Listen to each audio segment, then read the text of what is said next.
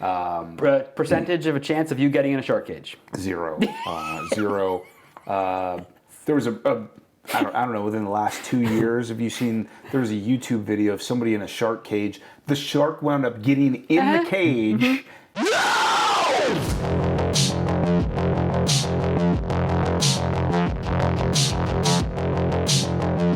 Ladies and gentlemen, horror fans, beachgoers, welcome to another wonderful episode of the Scary Movie Project, the podcast where we talk about scary movies mostly. I am your host, Matt.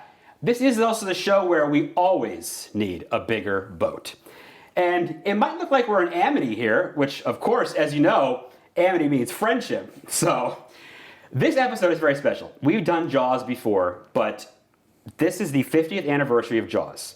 And I think that's amazing. So I am joined by my good friend Kevin Troiano, who has not been on the show before. I've not. But has seen Jaws like 17,000 times, at least, maybe? Yeah, 367? Probably the first time was at a too young age to see it. And that's exactly the time when you should see all these absolutely. movies. So we're going to talk Jaws. Kevin's the Jaws super fan. So I'm excited to have him on. We've watched Jaws like 1,000 times together. So I think we're going to have fun discussing this. Now, as we said, we had Brianne on before. She was great. We loved having her with Tara. We're going to go deep. Like, we're going to get into 50 years. We're going to dive into this. So anyone that's watching this episode and this show knows you're watching this because you've seen Jaws. I certainly hope you've seen Jaws. So we don't need to really go deep into this, but I mean, we might as well, right? Yeah. So let's just talk about 1975. And June 20th, 1975, a film called Jaws is released, directed by Steven Spielberg.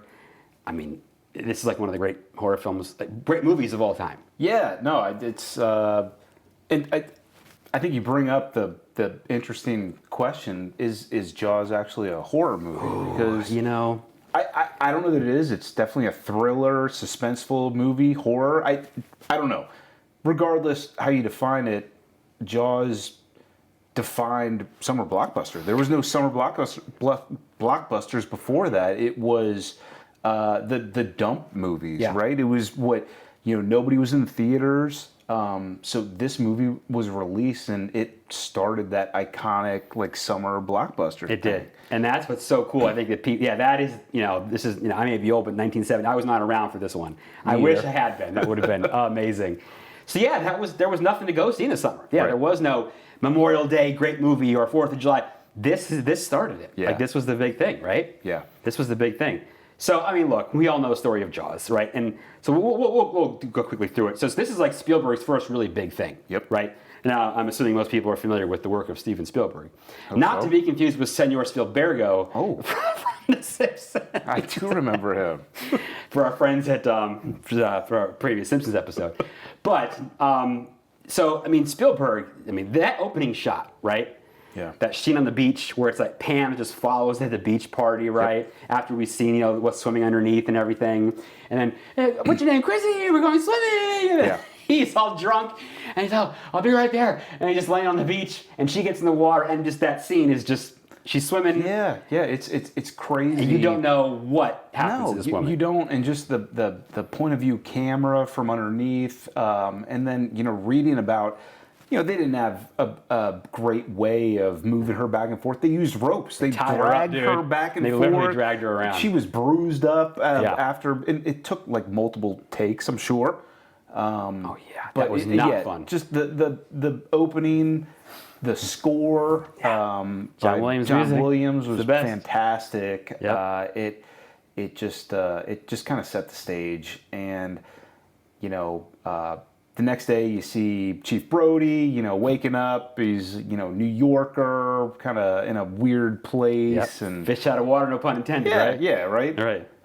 But, Lorraine Gray, his wife, was, She's fantastic. They start with the banter about, the car, not park far from the yard. Not far from the car, right. But you kind of get a quick snapshot of family. He's got 2 sons, he's got the wife, he's the chief of police. And he gets the call that, something's washed up on the beach. Day one. They get there and, he is, how he knows so quickly that it's a shark attack, I don't know. But he figures that out quickly and he latches onto it. And, you see him as the hero of the movie that, wants to protect this protect this beach town. Yep. And, the villain, obviously the shark, but also Mayor Vaughn, right? What about his jacket with the anchor? I've been looking for that because I just feel like that would be a great summer suit to wear. Some of his lines are so, I'm not going to have you cut that shark out and watch that Kittner boy spill all over the dock. But I know you've read the book. I read the book, and the mob and the mafia component was left out of the movie, right?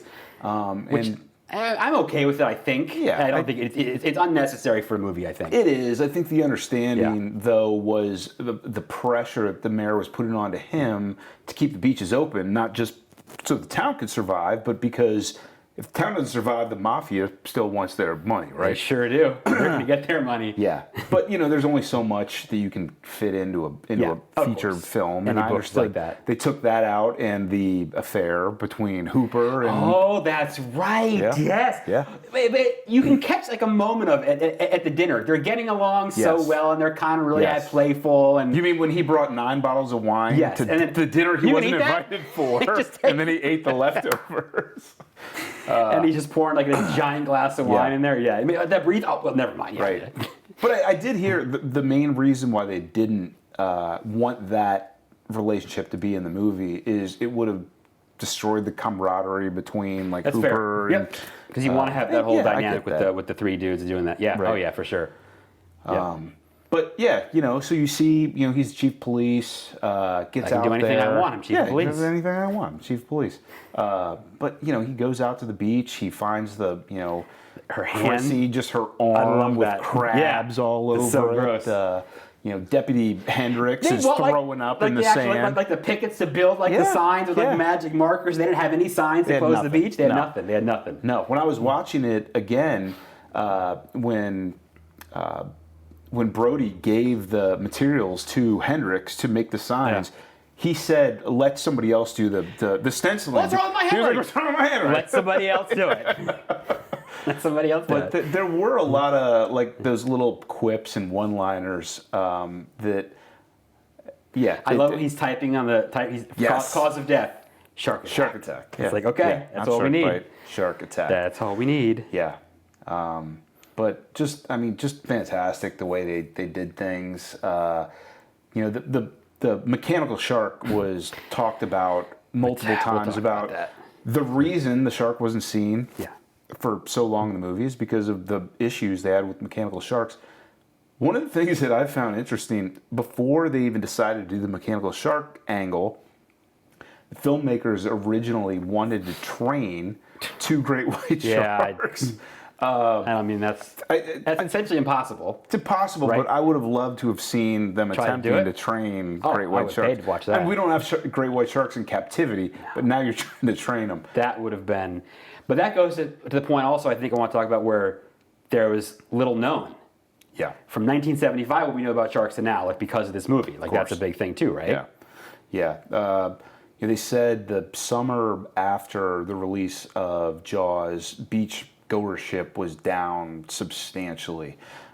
Peter Benchley, who wrote the book Jaws, was like, look, this was a work of fiction. I did not... Now, I think he drew some of this from the 1916... The Jersey shark attack, right? Matawan Creek. Right. Which, still, I believe that wasn't a great white shark. I think that was a bull shark because it was in brackish water. Yeah. That's what they say. Right. Regardless, he drew some comparisons for this movie from that.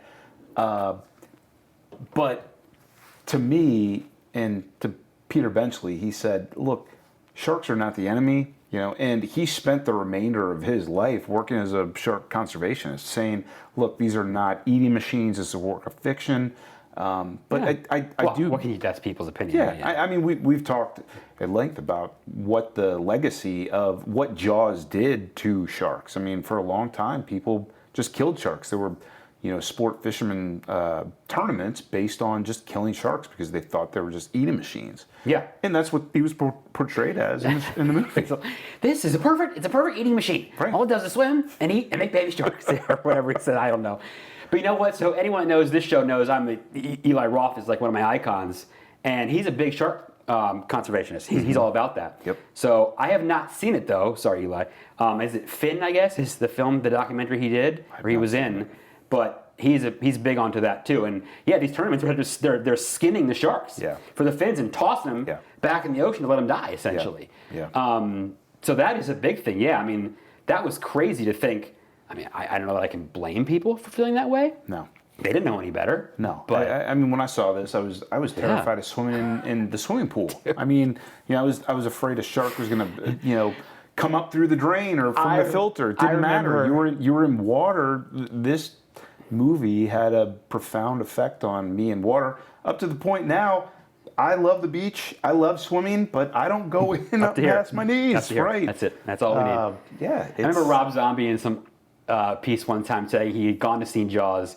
And he was so afraid afterwards. He was being in a bathroom at a restaurant, thinking he was going to be attacked by a shark. Yeah, I mean, that might be a little. It overwhelmed him so much. Yeah. The water has been ruined. Well, the Titanic and sharks for me. I can't really do the large bodies of water in general.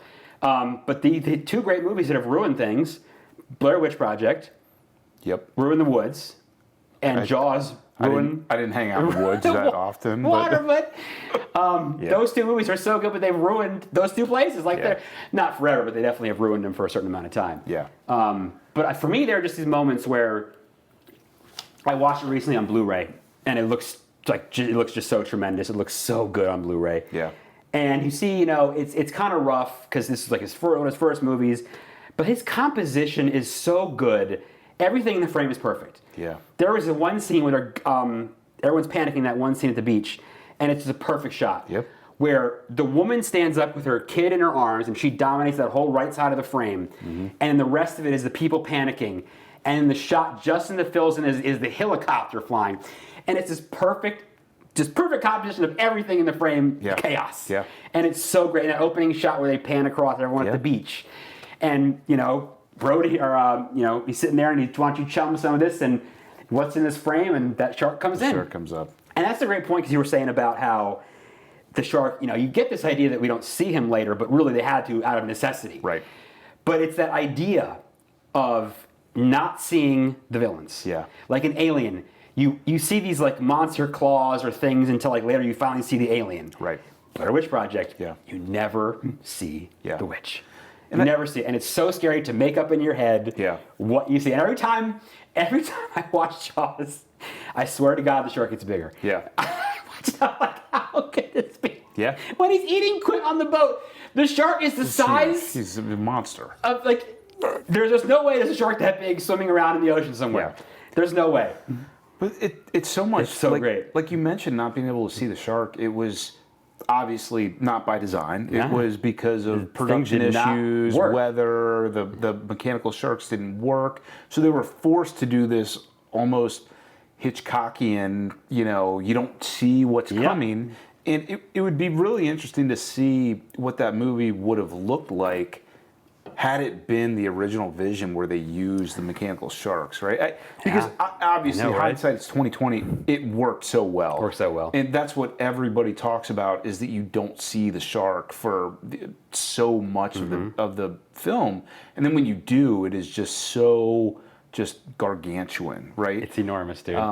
But there are so many films that don't show the villain, the monster at all. It's better. And it doesn't work, but this worked so well. Yeah, like the few we mentioned that are better, and it's, some just the slashers with the nonstop appearance of the killer, and it's not that scary. I love, one of my favorite scenes is when they're on the boat and they've been out in the water for a few days and they finally see it. Yeah. And it comes by, and Hooper, that's a 20-footer, 25, and he's all 3 tons of them. and it's like, oh, dude, and this thing just swims by. It just glides, and right? It's scary. Yeah. Like if you were on that boat and you saw that thing, terrified. Dude, I'd have a panic attack. I think I'd be terrified. This thing is like smart, and it goes under boats, and it comes this way, and it won't sink. And I love when they're telling the story, and we'll get to that. And it comes by, and it has the beacons and the trackers, and it's lighting up, and it keeps swimming towards them. Yeah. And it's just like it's never ending. Yeah. It's gonna come and get them. Yeah. It's so good. And that boat was so rickety and just like the orc is old, falling apart. When he's driving away when it's on fire, and he's just like.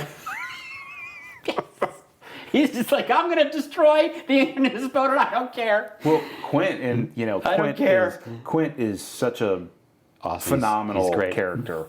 So in some He's of my Captain Ahab. some of my Yes. 100% the parallels between Captain Ahab and his white whale, the That's great it, white, man. blah blah blah, very easy. But so Quint took part of his idea for the role from a local fisherman. Okay. There, his name was I think Charles Kingsbury. I gotta look but this up. he actually played Ben Gardner in Old Ben Gardner. the movie. Ah. Old Ben Gardner's boat. But he was a World War II veteran. This is a long time ago. Just a curmudgeon. a crotchety old curmudgeon that drank Narragansett and crushed him on Pretty his boat. much.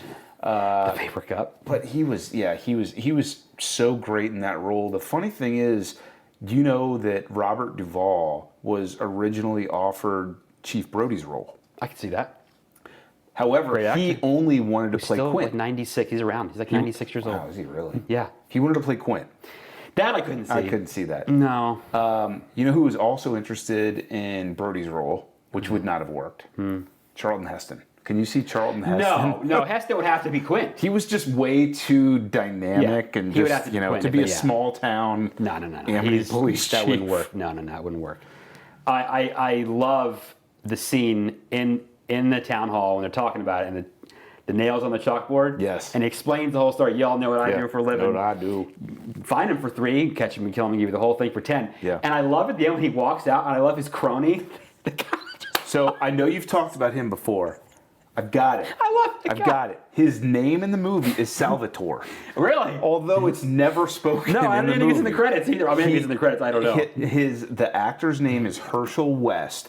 He was a That guy. He was a fisherman up there He was probably on just an extra. Martha's Vineyard, Yep. and one of the casting directors saw him like working on a boat and was like, "I need him in the movie." Exactly. Yes. Need him in the Perfect. movie. He's They perfect. said he showed up to his casting call. He'd shaved, showered. He was wearing a suit, and Spielberg was like, "What is this? Yeah, what is this?" They showed him pictures, and they were like, "I need you to be that." And he was like, "I can do that. Sure, yeah." Herschel West. Herschel West. Now, that guy, he doesn't say anything. He has no lines. He just kind of He's short. He's rolls like, out. just kind of and he's just Quint's dude. Yeah. I want to know what happens to him afterwards. Well, I guess we'll never know what I think happens. he's probably but still fishing on Martha's Vineyard. Well, he's probably dead by now. Yeah, he's probably dead now. Yeah, you never know. And Robert Duvall's still around. That's right. And of course, the great scenes. Kittner, the kid getting killed, Yes. with the tail, like the fin flipping, flapping around. Oh man, that was intense. Yeah. And that's of course the great. That's some bad hat, Harry. That's some bad hat, Harry. We know about you. You don't go in the water, he tells him. Yeah, his just voice inflection, it's pretty great. coming out of the water like that. But the Alex Kinter shot, And that's when the Zolly shot. Yes. The zoom and dolly. So for those that want to know. I know. I can't get into the specifics of that, the but Zolly you can shot. tell it's where they kind of fix on him and everything kind of blurs like.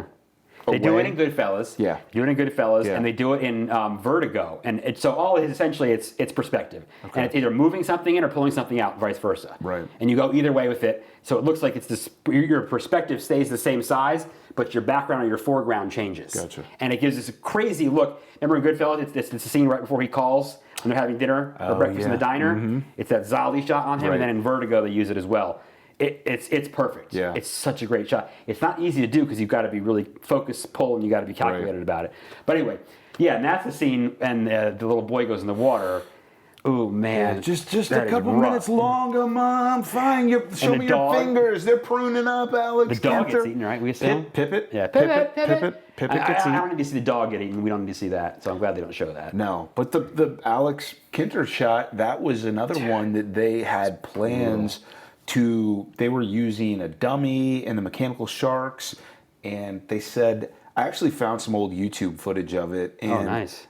It's pretty grainy, but they said it just looked way too fake. And Spielberg Wouldn't was work. like, we can't do that. And that's why they went to the blood in the water and the basically fins And kind of flipping it around. Like And pops up. Like, yeah. oh, dude, it's and that's a little kid, man. Like that's brutal, dude. Yeah. That was rough. Yeah. And I love the other guy when he's on the boat in the car. Hey, you kids out there, okay? You okay? And he gets his leg just chopped off. You see that thing coming. You're like, oh, this dude is done. And he's screaming, and you hear him. Yeah. Woo, I think he heard bone crunch too. It's pretty gnarly. Yeah. He gets pretty messed up. For all the stuff they don't show, there are some scenes between that, Kinter, and then Quint just getting chopped in half. So at the end, right? Yeah. So the shark just does like a belly flop, and he lands on top of the boat. The boat's going to sink anyway. He's destroyed the engine. Yep.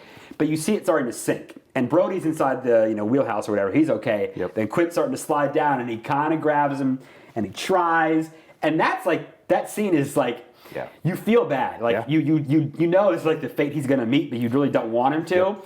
And he's kicking at him and he's trying, and that thing just grabs him, and he's still fighting. He's got the machete and he's still trying to cut this thing and stab this thing. Yep. And it just finally, and that's when you see how big it is, and you're just like, how is this shark so big? Yeah. Like this can't be this big. There's no way. Yeah. And then what about the shark cage? Shark cage. Very cool scene. And another tidbit on that. Did you know that they actually put I don't know what the best way to put in this, a dwarf actor as Richard Dreyfuss in the cage to make the shark look bigger than it actually was. Okay. Because they filmed those scenes in Australia. Did they? Yep. I didn't know that. Okay. So in the cage, they put a dwarf actor. So these, 15-foot sharks look like they were 30 feet. Yeah. Percentage of a chance of you getting in a shark cage? 0. 0. There was I don't know, within the last 2 years, have you seen, there was a YouTube video of somebody in a shark cage. The shark wound up getting in the cage, and the person got out unscathed. I know someone that did it once, and I just wanted to punch them. And I was like, are you insane? Like all of the, the shark touch, like in Baja, Mexico, you can go and you can touch the snout of the shark, and it's like, no, it would be. It's one of those. It's like I'm referencing Titanic today. Like I would love to dive to Titanic. I would love to see the Titanic. But in that submersible that explodes. There is a 0% chance I'm getting in one of them to actually go there. Like there's things we all want to do. Yeah. Am I actually going to do these things? Right. No. Yeah. A shark cage. No. Yeah. All right. So what about the USS Indianapolis story? People say it's the best scene. I don't know if it's the best scene, but it's pretty good. It's it's certainly. I mean, it's the only monologue. It's a great story. In the movie. I love the storytelling. Yeah, right? it's. We're talking about I'm talking about my third divorce, and then I got whatever. Right. And he's like, well, this one, let me guess. Mother, she broke my heart. They're telling their story, and Brody's just like chilling because he's got nothing to relate. Well, he showed his appendicitis scar, which they said was actually a legitimate scar, but. That the USS. Because Quint doesn't want to talk about it because he's like, oh, it's an old tattoo. I don't really want to, And the guys are sitting around the kitchen in there and having some drinks. Would it be the galley? Would that be the name? I guess it's the galley. Yeah, you're right. So they were in the galley. They were having some drinks, and I like to think of it as some type of Quint homebrew they were drinking, right? God only knows. Didn't he bring plum brandy with him? I think he had plum brandy. He was so excited to get on that boat. He had all these things to prep, and he was so pumped. He was so pumped. Just didn't bring anything to kill a shark. Not it was so all much. about just hanging out and having a good time. No, I don't think he meant to kill it. But that they said that monologue was kind of crafted by Robert Shaw. Carl Gottlieb, who also wrote, and I forget. He also wrote that the Jaws. Oh God, what is the Jaws log? Have you heard of this? I've never read it. It's almost like a step-by-step on how the film was made. Really? And so lots of filmmakers consider it a Bible. I feel terrible. I've never read this thing. It's supposed to be great. He wrote that. Yeah. But yeah, I don't know if it's the quintessential remembered scene of the movie, but I mean that was a great couple of minutes of him walking through. I mean, and it was so kind of real to what I would imagine the sailors on the Indianapolis went through. Didn't Discovery do like a documentary, like a 2-hour made for TV about it during Shark Week once? Because no one's ever really made a movie about this. No. And it's interesting when we start talking about sequels that Spielberg, obviously was never involved in any of the sequels. No. he did say that he would be interested in doing a Jaws prequel based on the USS Indianapolis. That I would watch. Which I think would be really cool. We And gotta I don't call know him. if he's still on board with He's that. like almost but 80. I don't know if he would still do it at this point. I would watch that. But heck yeah, I'd watch it. Yeah. Yeah, that's great. I really do love those, and he does a good job of the characters, right? Yeah. I think we actually care about the people. Sure. Brody is just obviously fish out of water, he said no pun intended. He is, the chief of police who obviously doesn't want to be on a boat. He doesn't Right. want to be in this area. He doesn't really want to do this. Yeah. Quint is an old, crotchety fisherman Yep. who probably doesn't really want to kill the shark. He probably just wants to, see it. He's got that giant fishing line with him too. Yeah. And of course he makes fun of, Hooper with his tools and he's always making in his fun of city them.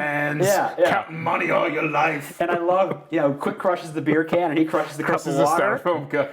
That is so great.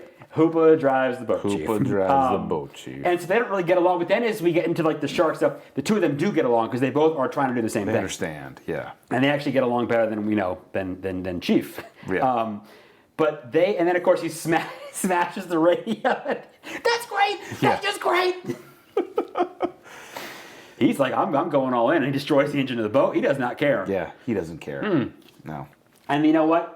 If he had to pick the way to die, that would obviously be the way he'd want to die. I think so. I think, he kind of saw it as full circle As you with see right here, this is Indianapolis. how he died. Yeah, See, that right is there. basically it, That's it. to a nutshell. Pretty much. Yeah. So the Mayor Vaughn is great. He's such a sleaze. He's a He does sleaze. not care. He will open the beaches. He does not care. Doesn't care. Only 24 hours. Yeah. Only 24 hours. Yeah, and look, I get it. I mean, we've Yeah. all been to these little, towns that exist just based on tourism, and That's all they're for. If you're closed for 3 months a year. yeah, for the summer, Yeah. that town is You're dead. As he said, you're going to be on welfare for the summer. You Yeah, know? that's what he told him. And I love him. You yell barracuda, people, whatever. You yell shark. You got a panic on your hands on the 4th of July. And it's 100% true. It's absolutely true. And I understand that, and that kind of dichotomy between Brody and the town to try to keep it open, keep it closed. His job is keeps town safe.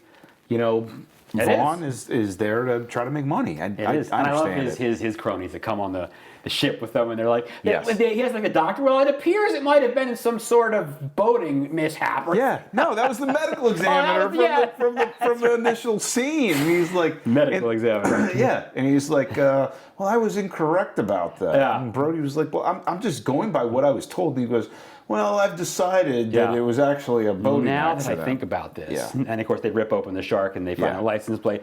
The trivia question: what state is the license plate they find? Louisiana. Louisiana. That's right. Louisiana. Okay, so what about one of people's favorite lines of the guy wearing the camouflage to the hunter? Yes, I knew this was coming. Again, little tidbit. I heard about that. Do you know his name? I don't know him either. I have no idea. Okay. But the shark wasn't, because tiger shark not caught in Martha's Vineyard. It was caught like in the Gulf of Mexico, shipped up there. Dead? Was dead. It was rotting. Gross. That's when awesome. it got up there. It Must have taken forever. It took several days for him to shoot this, so Oh, I'm Lord. sure the smell on the dock was just awful. Yeah, but dude. Again, Hey, authentic. tiger shark, Right. actual real shark. They didn't put a rubber shark up there. Yeah. And messing around in Jaws. these old Amity Inns, I guess Amity Inns. Yeah. Sure. They Amity caught Inns. it with Ben Gardner, and one of the fellas is roast. like, yeah, what kind of shark? What kind of shark? And Hooper, with the pencil in his mouth, goes, "It's a tiger shark." And the guy goes, "A what?" And I mean, our friends. It's just the he it's looks the at the funniest camera thing. for a Yeah. second, He did. thinks Just about it. The stupidest. What? Oh, what? And then he gets all like weird. He's like, "Listen, buddy." He starts talking to him later about it. Like, what kind of? Yeah. We're talking about. You want to bite talk about bite radius? radius. Stick your head in there. Yeah. That is I'm sure that meant to have no effect whatsoever. No. And it may have been meant to be serious, and it's been so not I'm serious for the sure last that 50 was years. just the guy's normal tone Oh, of it voice. was great. And, It's such a great line. it's so good. But then so good. they go to Brody's that night again. Hooper brings a bottle of red, a bottle of white. He eats leftovers. They does. get drunk, and then they decide to go cut the shark open. I mean, not the best idea, but hey, you got to do. You got to figure And it he even out. says, "I'm not drunk enough to get on a boat." Isn't that what he says to him? or something? Yeah, you Yeah. are. No, I'm not. That's when they find dude's head, which is pretty spooky. Yeah. That was wow. Yeah. So anyway, Quint doesn't make it, of course, and then Brody and Hooper paddle back to shore, and that's the end of Jaws. So, it opened in like 400 theaters, I guess, and they said they didn't want to do it in as many, and no one had literally any idea this was going to happen. This all was going to be the way it did. Blew up. Like and most of the cast and crew thought you shouldn't even make this film because of all they could see was the mistakes that kept happening. Right. So when you can't picture this final piece when you're behind the camera watching. You think anything I've ever made, I think half the time is anybody even going to watch this crap? Right. Yeah. And then you end up, I love it and this award and people, and obviously we clearly see what happened. Yeah. I mean, Spielberg obviously knew what he was doing. You know, what do they say? One of the rules is like don't shoot on a boat. Like one of the rules of camera. I did read that. And don't again, shoot with kids or pets. Right. You know, those are like two of the things you never do. Dude wanted to shoot on the Atlantic Ocean. Yeah. He was like, I'm going to do all this. Well, and that's why, it dragged on for ever as long as it did. I mean, you have to deal with weather, salt getting into your equipment, the sharks didn't work. Not working. It's just... There's a documentary, like the shark is working, or today the shark is working, today the shark is not working. It would just go on and on and on. And, I mean, they made it work. That was, when we talk about, pop culture and legacy, I just got back from Universal Studios in Orlando a few weeks ago, and it's been closed, unfortunately, to build out the Harry Potter world. Lame. Yes, lame. But when I visited with my family back in the 90s, let's hear about this. There was a Universal Studios Jaws ride. I like it. So the idea behind it was several years after the unfortunate events. Correct, of Jaws. And a captain had decided to set up a boat tour to all where the attacks were, the fight happened. That takes location films to a new level. Yeah. Oh my God. Yeah. So they take you in these little boats through this little harbor. And they visit some places, and then remember the harbor master with his pipe? By the way, remember him? Yes, Frank Silva. Wasn't he? Yeah, he was great. Silva. But at some point you hear over the radio that one of the other tour boats, there's an explosion and some screaming. So you go to check that out, and like a shark is like taking down one of the boats, right? Then the shark comes after you. Awesome. There's it's pretty cool. Like there's an explosion of fire at like one of the gas docks. The shark gets burned. And, but such a cool ride that they did away with. But I know we talked about like pop culture. Like I remember playing a Nintendo like Jaws game, right? There was Universal Studios, everything, right? I mean, Jaws was hot. I mean, like I said, I would love to have been around when this movie came out and just to be able to, because, you think about movies like Batman and stuff that we had when we were kids and like the, Terminator and stuff, like you couldn't wait to see these movies, and like this was just like amazing, and I just wish you had been around for it, but it goes on. I mean, the collectible stuff, I mean, we have Jaws pillows for God's sakes. I mean, like this is the real deal. We have Jaws Legos. Yeah. What do you think, though? So a lot of people say it's not a movie about a shark. Like they say The Exorcist is not about a possession movie. Mm-hmm. It's a Jaws movie about three guys and their bond and their... What are your thoughts on the dynamic of this? Yeah, I mean, the shark, obviously, it had a role. I mean, it was... I don't know if it was like a buddy bonding movie between, the three.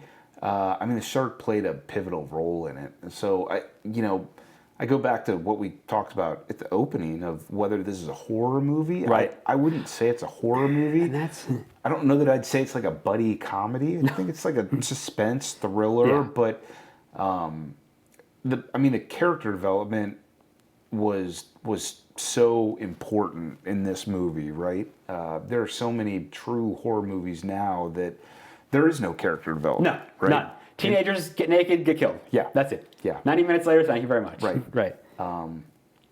So I think that's what kind of drew people to this movie was that, there was this suspense, the thrill aspect, but like you kind of understood who Quint was, who Hooper was, who Brody was. Yeah, you totally, yes. Yeah. And you know what?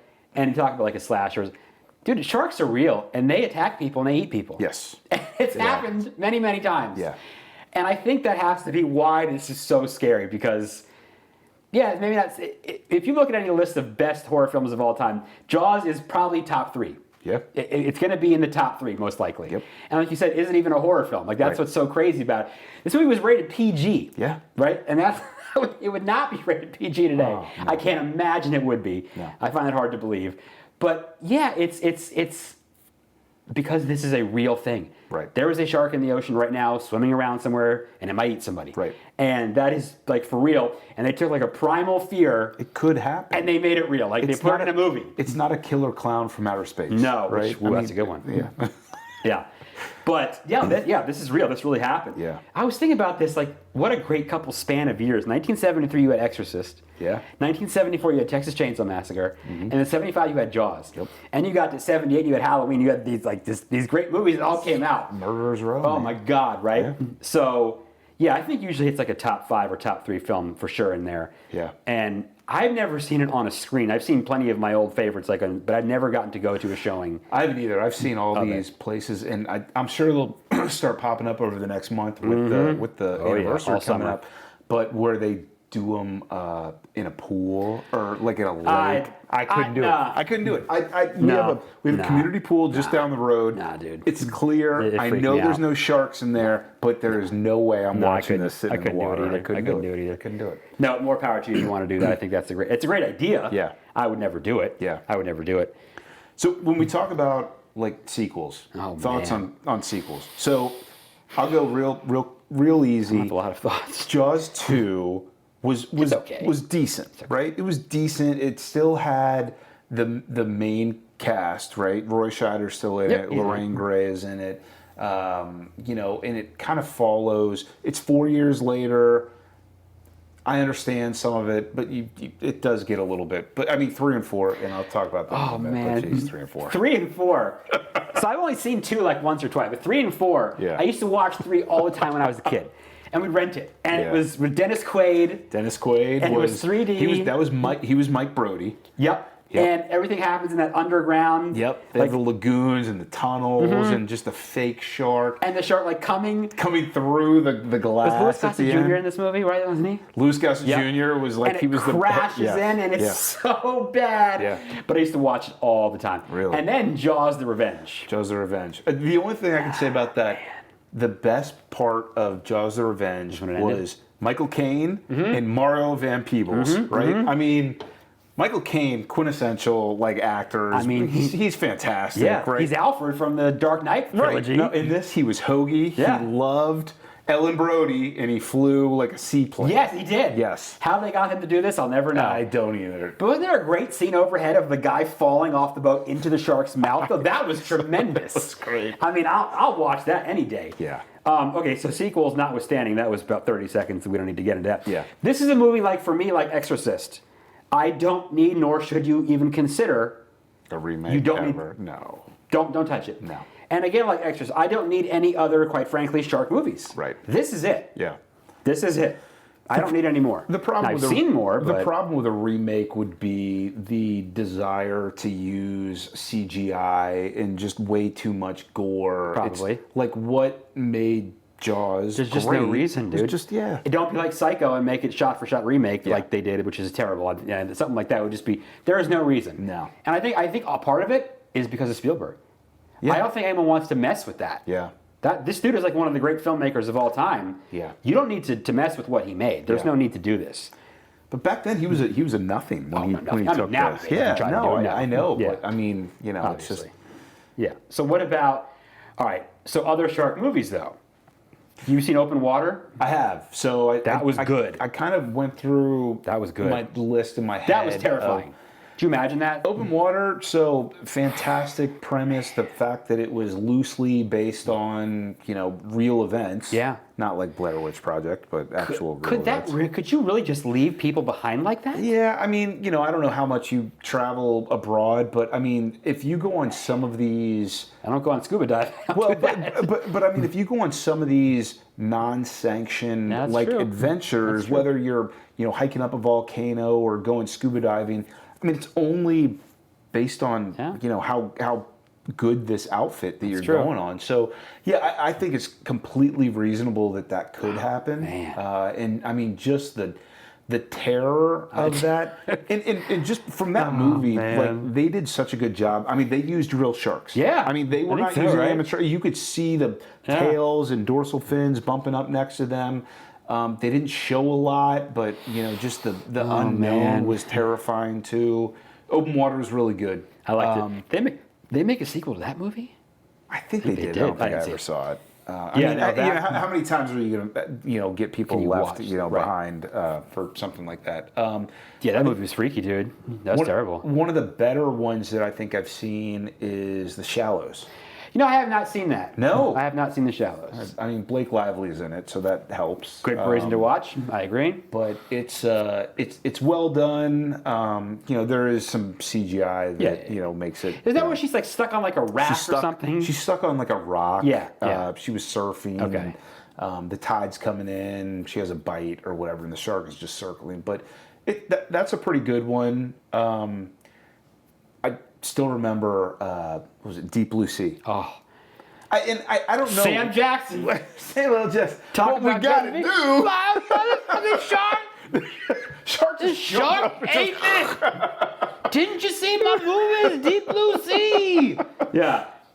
With what's her face, the Australian woman. Yeah, right? I don't remember her name, but it was entertaining. I go back and forth whether it was entertaining. These are genetically modified sharks for like brain research for like Alzheimer's, dementia and Alzheimer's. Cool premise, but again, a little too much CGI. These sharks were like 50 feet. They could swim like 1,000,000 miles an hour. Yeah, a little much. But I mean, there are so many. Like you talk about just legacy, the number of just terrible shark movies out there. Sharknado. But on purpose. Right. Yeah, Yeah, I mean, and they made like 4 of them. 100%. Yeah, and they're great. Yeah. Yeah, they're great. There was one of my favorite scenes ever, which brings me to tears because it's just so great. It should be won an Oscar, obviously, is the movie Zombie, where the zombie goes into the ocean and fights a shark. Sounds plausible. Like a shark fight. What else do you truly need in life than that scene? I agree. Oh my God. That's enough for me. Mm-hmm. So what else is a good? I mean, I love to watch like shark documentaries, like the Air Jaws, like the. Okay, so Shark Week. Yep. That never. How much of this stuff would never even would have existed without Jaws? I mean, Shark Week is like, not something that exists without Jaws. That stuff doesn't even exist. Shark Week, I hate to use the old Happy Days, but Shark Week has kind of jumped the shark, right? I don't watch it much anymore. I feel like they've covered what they could. Unless you show me attacks. Yeah. I'm sorry to people that got attacked. We talk about that though. Like the bite force, and then they make like the dummies out of like Jello, and they show you like what it would do to your body. And that stuff is amazing. How many times you can watch a great white shark, do the Air Jaws? It's pretty amazing now. It's amazing. And the slow-mo photography of the shark coming out, and but yeah, these are all. Yeah, there's only so much you can do. They wouldn't exist prior to. No. It has forced me, when I do go to the beach, I have a shark attack survival kit that I keep. That is probably not a terrible idea. It's called the KT SAS, the Kevin Troiano Shark Attack Survival Kit. Right? Are you going to sell these? You could. All that I need. You could. I just have not been on the scene of an attack. Okay. So which is a good thing. Well, I guess, but I don't know. Maybe this summer I start chumming the waters. I don't know. Just walk around like Brody. Just start you got a bucket of fish heads. The orca. Sir, there's a man chucking fish heads into the ocean. That's I once trying to market my my product. Made a point to Tara to name a boat the Orca, and she thought that was probably the worst idea of all time, which obviously would probably not be a very good idea. I don't know. You might meet a similar fate, but yeah, I think that I don't water, like you said, up to my ankles or so is good enough for me. Have you ever had an actual experience with a shark, whether it be physically or like seeing one like from a beach or anything like that? Aquariums don't count. No. I never have. Honestly, I've never seen one. I've seen dolphins, and I figured I would see one, but I never actually saw it. Plenty of dolphins, stingrays, stuff like that. It's funny. A couple years ago, visiting the beach, wife and daughter took a sea kayak out, and wind was blowing way offshore. And they kept getting blown out and out. I'm watching them struggle. My daughter's young. She can't really help. And again, I have a terror of the ocean, right? But I'm watching, and we're kind of in a remote area where there's no lifeguards nearby. Right. And I notice Alicia my wife is in the water. and I'm like, oh my God, the boat's tipped over. What happened to the boat? Come to find out later, she jumped out to try to turn the boat around. Yeah. But as soon as I saw her in the water, I just started running to the water. I made it till I was shoulders above in the water. So that's like, I'm a hero in my own eyes. I overcame my fear to try to save my family. I mean, look, they made it back without me, but I did it. If I saw somebody in distress, I would jump in. Of course, I mean, I think I would. If it hadn't been my family, I probably wouldn't. I mean, if it's legitimately a shark attacking someone, I'm probably not. But I mean, like, what are you going to do? If I see someone in distress, I want to help, right? I don't know, but I don't know. I mean, you have to be in that position, I think, to understand that, I guess. But I would love to see one like from the shore. Oh yeah. They're amazing creatures. Like now, I always said, if I ever was in the water, I wouldn't die from the shark attack. I'd have a heart attack from the fear, and I would just cease to exist, and I would just die. You would just hope that, like, as a great white attacks from below, that you're not even going to know what happened. Take me, right? Just bite me in half, dude. Yeah. So one of the most amazing. That's not the right word. I mean, it is the right word, and I'm sorry this happened to this woman. It's terrible. I've seen her on like Shark Week stuff. I can't remember her name, but I think she was in the Pacific Ocean off of Chile. Like, this is a long time ago. You can watch the video on YouTube. Mm-hmm. Her family or someone is recording this, and she is swimming in the ocean from a boat. I think I've seen this. And I don't know if it's a great white or not, but it comes through and it bites her leg off. Freaking leg off. Yeah. And her person is still recording it, and you see it happen. Yeah. And they're like dropping the camera, and they're panicking. And it's not made up, dude. It's real. Yep. And it's the most disturbing shark video I've ever seen, and it has a zillion views, of course. Yeah. And she was on Shark Week talking about it, like her injury. Yeah. From here down, her leg is gone. Yeah. That thing just bit her in half. And that's, I think, the scariest part about like a shark attack is that, like, we, walking around in America, we are, the alpha, right? Yeah. There's nothing that's hunting us, right? not- Now, sure, you go to Africa and other places, you're not the alpha. Yeah. But once you get in the ocean, you're not the alpha. in there. You're not the alpha anymore, I don't like right? the ocean, no. You fit into the food chain, and one of the scariest things to me is not being killed by an animal, but being eaten by an animal. Yeah, it would be unfortunate. This is like something that is eating you to live. Like, you fit into the food chain. Or don't they say like sharks have the bite and they can tell within like a half a second if like you're if you want to eat you or something like that? But at that point, it doesn't really matter. It doesn't matter, leg right? off. And when you get bit by a 20-foot shark, it doesn't matter if it's a nibble or not. You're going to bleed to death anyway. Well, unless somebody's there to help you. Well, right? and that was one Thank of the... that woman. They saved her life. Thank God. That was a more recent attack up one of the big hubs of great white activity now is Martha's Vineyard, Cape Cod, because of the seal population, right? Yeah. It was a couple years ago. It was a 20-something-year-old boogie boarder, Arthur Medici. He was attacked, and they said that they did everything they could once they got him back onto land, but everybody said he bled to death while he was in the water because the shark was 17 or 18 feet, bit him on the leg. He bled to death, and I mean, there's nothing you can do about that. These are just enormous animals, right? The damage is just you can't even imagine it. The number one shark attack beach in the U.S., New Smyrna Beach in Florida, is it? They average 20 to 25 attacks a year, but these are 3 to 4 foot long sharks, and they're little nibbles on your ankle or on your foot. Yeah, trust me, I don't want that to happen. No, but you'll be all right. But that's different than being nibbled by a 17 to 18 foot you're shark. You're in a bad spot, dude. You're right now. There was some woman too. She was a surfer in Australia. Didn't it bite her arm off? And now she's competitive again. Yeah, she's back doing it. She was. It bit her arm off. It's gone like her shoulder. I forget what the movie was called, but she was a young girl. She was a competitive surfer. She was attacked in Hawaii. Okay. She lost her arm, and then she's back to competitive surfing, which is amazing to me. I'm sorry if I lose if I get bumped by a shark and I know it, I'm never getting in the ocean. Dude, I don't know. I mean, that's a scary thing. You think about all those people on a beach and what would happen if you were there and the panic and oh man. So speaking of the beach, so this was all Martha's Vineyard. They shot this whole movie there. Yep. And I have yet, in all my movie location places, I've yet to go to Martha's Vineyard. And all the times I've been up there, I haven't gone to the island. They shot pretty much everything there. Yeah. Like my good friend Matt Blasi, Blair Witch tour guide, tells me, if you go to ask anybody there, everyone there will tell you they were in Jaws, or their family was in Jaws, or someone was in Jaws. And to think that they shot that there with that little tiny area and everything is kind of overwhelming. Yeah. And I would love to have just been like in a chair and just sat there with a drink and just like watch this happen all day long and watch them shoot the movie. That must have been incredible. Do you know that Wes Craven is buried on Martha's Vineyard? I did not. I did not know that either. Is he from that area? Random fact. I don't know where he's from, but he's buried there for some. So more reasons to go visit. So I was going to go up there this past like holiday season. I didn't make it, but to those watching, if you want to go now, go for it. But now might not be the best time. There's going to be a few events happening and a few people are going to be there. That place is going to be overwhelmed. Are they having a big thing up there? It's huge. They're doing all kinds of stuff, 50th anniversary stuff like crazy, screenings, visits, but everyone's going to flock there. So, but I mean, go check it out. It's really cool to go see. Everything's still, I think, essentially the same. Yeah. Especially, I love the places that are all kind of the same after all this time, which is really cool to see. So I think that's very cool. Yeah. Lots of screenings to see, lots of things like that.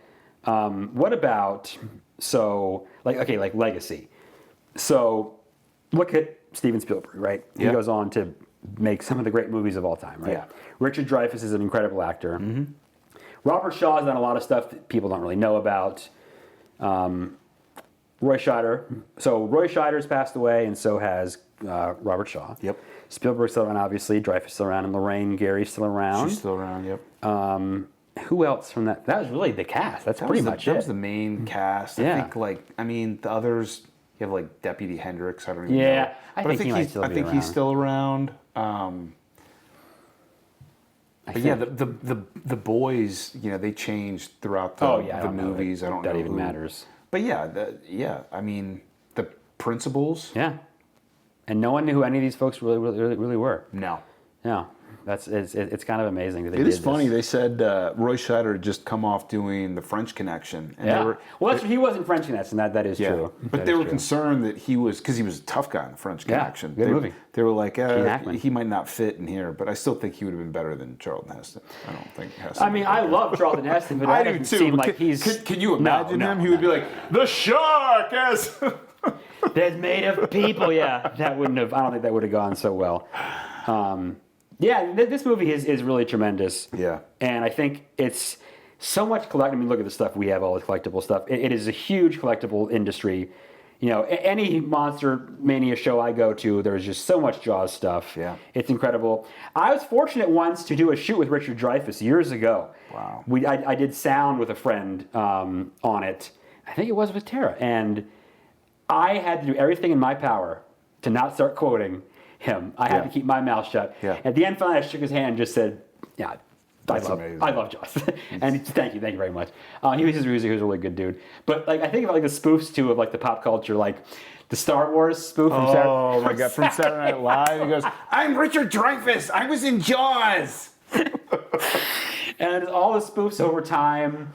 I mean, it's just it is such an ingrained part. Okay, music, right? Yeah. I had written this down. Something Rodriguez is the name of the guy who does now witnessing the birth of fear. The guy who does the voiceover, who does the trailers. Oh yeah, that really low voice. Yeah, he did Pet Sematary. Did now Stephen King's Pet Sematary, and he has the best voice for the trailers. And he was the voice of the trailer that made it so damn scary with the music. So the music, right? The music to me is kind of like a Halloween situation. Well, he said it was. It's without it. No. Yeah, because it was just an alternating E and F key on the piano, which was chords, right? It was so simple, but it just kind of brought this kind of guttural, there's something is not going right here. It's so right? good. It worked so well. And now it's one of those things I tell Exorcist people, Georgetown. You may have never seen this movie, but you know exactly what this is. You know what it is. Yep. And if you hear that music, you know. Right. You don't need to see it. You know what that is. Yeah. And it reminds me when John Carpenter was doing Halloween, and the execs watched it and they were like, it's okay. Yeah. They watched the screening. He gave him a bunch of changes. He made no changes. Yeah. He added the music, and they were like, oh my God, this is terrifying. Yeah.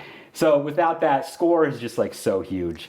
No, it was. I mean, I think, it was kind of the perfect storm of the score was fantastic. The fact that the sharks didn't work, they couldn't show the shark. Everything. I mean, there were so many parts that just, if one of them hadn't worked, this could have been nothing of a movie. You know, it could have been another forgotten movie. And I think they mentioned every scene you see of the shark is literally every stretched inch of film they possibly had of him, because they only were able to get so much of it, because the stupid thing wouldn't cooperate. Right. So there was no leftover footage that wasn't used of that shark. It is literally in that film. Yeah. So like, there's like a zillion documentaries out there. I'm trying to think. It's like The Shark Isn't Working is a good one you can watch. Yeah. I mean, anything on YouTube, obviously. But yeah, go up to Martha's Vineyard. Go check that out. I need to do that still, obviously. Yeah. So what is the future of? All right, 50 years. Wow. Is there a way to make? How would you make a more exciting shark movie? Is it possible to do one? I don't think. I mean, the issue is, we talked about, I don't know, you can't. like The Meg was one that came out, and it's just the allure, the ability of directors now to use too much CGI, and I think an AI shark. It is too. There was just so much unknown by not seeing the shark for so much of that movie that I think any of these sharks, even The Shallows, which I think was really good, they showed way too much of the shark. Too much. It was so I don't know that you could you could make a better Jaws now, just because I think directors would want to use too much CGI. Or you'd have to have something, I feel like, a real story would have to have some crazy story of like an actual, like a shark like swamping a boat like really happened. Sure. A real story that you would have to tell again. Yeah. Or like the Indianapolis, you make that prequel. I tell you what, I think, the more and more I think about it, if you start that, and, there are survivors, I don't know if there's a lot of people still left from that, but oh, wow. you get stories from that, and you take some artistic interpretation, you could make that into a pretty scary shark movie where you don't necessarily have to show the sharks. You just show these sailors getting plucked from the rafts and stuff like that. That would be terrible. Yeah, I think it was just a perfect storm of the time, the things that didn't work. I don't think you could do it again. No, it seems implausible to make it happen again. Yeah. And that's fine. That's the way I want it. Yeah. I don't need it. Like I said, I don't need a remake of this, nothing like that. Celebrate it forever. And this is one thing I keep telling people too. Now these movies are all turning 25 and 50 and all this. Yeah. Physical media, don't let it go. Like, don't, like, for real, dude. Like, I know we can stream everything everywhere, but one day you're going to press play and that movie's not going to be there anymore. Yeah. I have Jaws on Blu-ray, and I urge you to buy it, dude. Like, get a 4K, get a Blu-ray, so you keep it forever. Yeah. So you never have to worry about streaming somewhere or it getting lost to time. Yeah. Right? Because too many movies that happens to. This seems like that would never happen. Right. But who knows? Yeah. I don't know if it'll happen in 10, 15 years. So buy your Blu-rays, buy your 4K. So. Yeah. Oh, and I think a brand new one just this week is going to come out. Okay. I think there's a new 4-disc or a 4 something. But it's a 4K, and it's a brand new one for the anniversary. Does it come with Jaws for the Revenge? Oh, man. With Mario Van It Peebles? might. It very well might. I definitely had the 25th anniversary in a double VHS years ago. And I don't know that I still have it. I need to search for that, because that would be a great collector's item. Yeah. A lot of old VHS. Yeah. So that'd be one for my friend Horror Macaroni, if you're watching, to go and find that Jaws 25th and double cassette, I should say.